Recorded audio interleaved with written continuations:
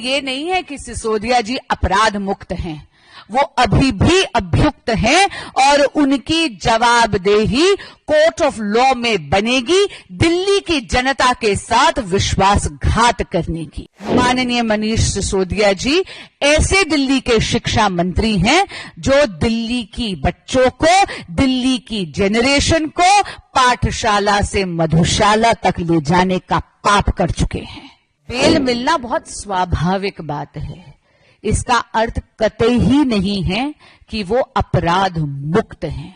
26 फरवरी 2023 को माननीय मनीष सिसोदिया जी की अरेस्ट हुई थी। ये उनका 8वां अटेम्प्ट था, यानी और केवल इस साल की बात कर रही हूं, 7 बार उनकी बेल खारिज हुई।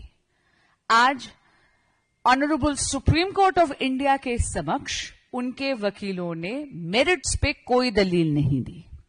उनकी प्ली केवल और केवल डिले पर आधारित थी, यानी माननीय मनीष सिसोदिया जी जेल में 17 से 18 महीने उनकी इनकासरेशन हो चुकी थी, उनकी कैद हो चुकी थी और इसके आधार पर डिले इन ट्रायल, क्योंकि 400 से ज्यादा विटनेसेस हैं, इसके आधार पर उनको आज बेल मिली है। लेकिन इस बेल का अर्थ क्या है? मैं जानती हूं कि आज आम आदमी पार्टी के ऑफिस में हर्षोल्लास का माहौल है, स्वाभाविक सी बात है, लेकिन आपके माध्यम से जो वो बार बार जनता को भ्रमित करने का प्रयास कर रहे हैं, उस भ्रम को जरा मैं दूर कर दूं। इसका अर्थ ये नहीं है कि सिसोदिया जी अपराध मुक्त हैं, वो अभी भी अभियुक्त हैं और उनकी जवाबदेही कोर्ट ऑफ लॉ में बनेगी दिल्ली की जनता के साथ विश्वासघात करने की। माननीय मनीष सिसोदिया जी ऐसे दिल्ली के शिक्षा मंत्री हैं जो दिल्ली की बच्चों को, दिल्ली की जनरेशन को पाठशाला से मधुशाला तक ले जाने का पाप कर चुके हैं। आज जो बेल मिली है उसमें आप ये देखिए कि चार्जशीट में क्या क्या चीजें उनके खिलाफ हैं।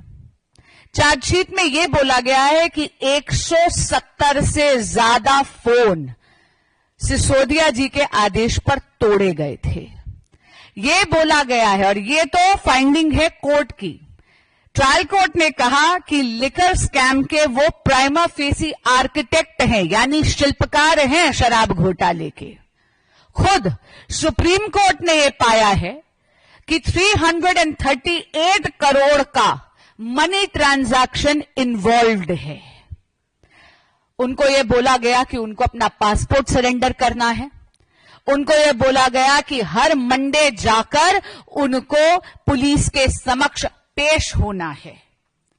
हां, इतना जरूर कहूंगी कि जब 17 महीने कैद में हो जाते हैं तो बेल मिलना बहुत स्वाभाविक बात है। इसका अर्थ कतई ही नहीं है कि वो अपराध मुक्त हैं। दिल्ली की जनता के साथ आम आदमी पार्टी की नेतृत्व ने, खुद माननीय मनीष सिसोदिया जी ने, माननीय मुख्यमंत्री अरविंद केजरीवाल जी ने घोटाले पे घोटाला करा है, विश्वासघात पर विश्वासघात करा है। शराब घोटाला तो एक लंबी श्रृंखला का केवल एक अंग है। शराब घोटाला, क्लासरूम घोटाला, दिल्ली में जल बोर्ड का घोटाला, पैनिक बटन का घोटाला। अगर आपके सामने मैं एक पूरी लिस्ट दूं तो सुबह से शाम हो जाए। माननीय मनीष सिसोदिया जी को आज जो ये बेल मिली है, ये एक प्रोसीजरल ऑर्डर है। सर्वोच्च न्यायालय के इस निर्णय का तो भारतीय जनता पार्टी स्वागत करती है, लेकिन इतना जरूर कहेगी कि माननीय मनीष सिसोदिया जी की दिल्ली की जनता के प्रति और कोर्ट ऑफ लॉ में जवाबदेही बरकरार रहती है।